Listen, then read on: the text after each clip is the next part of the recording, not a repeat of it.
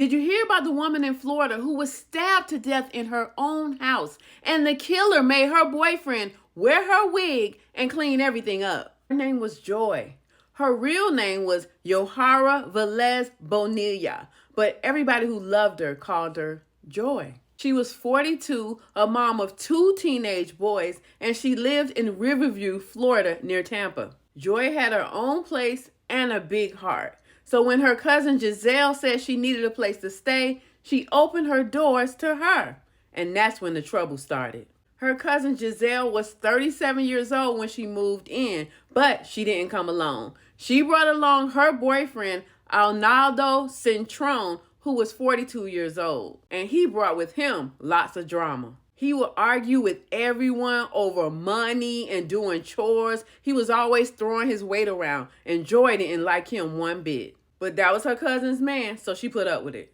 On that tragic evening, everyone was at home, including Joy's boyfriend, Elga Davis. Joy went into the living room, and she and Arnaldo started arguing. Joy's cousin Giselle and her boyfriend Elga was watching from the sidelines. For some reason, when Joy insulted Arnaldo this time, he snapped. Arnaldo pushed Joy down on the floor, grabbed the kitchen knife, and stabbed her over and over and over again in the chest. Joy's own cousin wouldn't even stop to help her, and when she saw that Joy's boyfriend was trying to run, she blocked him so he couldn't leave. After Arnaldo finished stabbing Joy and her lifeless body was strewn all over the floor, he turned to Joy's boyfriend and said, "I don't like witnesses."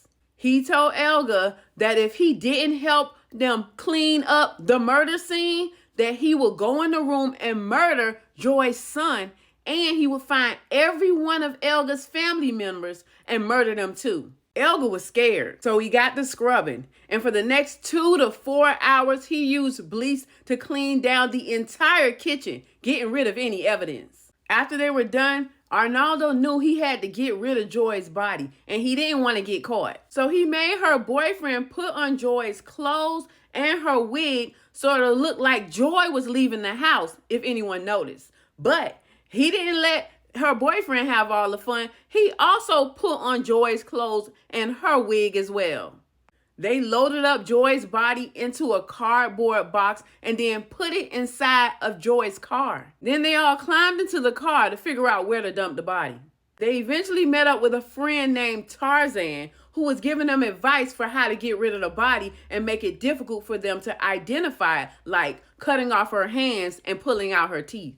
They eventually decided to just dump her body in the nature preserve, and then they went back to Joy's house. Back at Joy's house, they went back to cleaning up everything super clean, including her car, getting rid of all the evidence.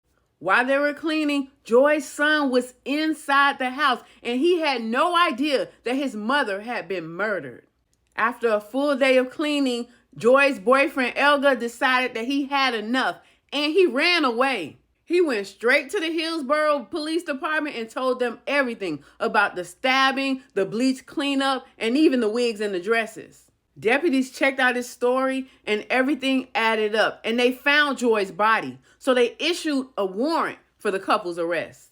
2 days later, they were found and arrested. Arnaldo was charged with second-degree murder, moving the body, and tampering with evidence. Giselle was charged as an accessory after the fact. Elga had no charges. Just the knowledge that he stood by and watched his girlfriend get murdered right in front of his eyes.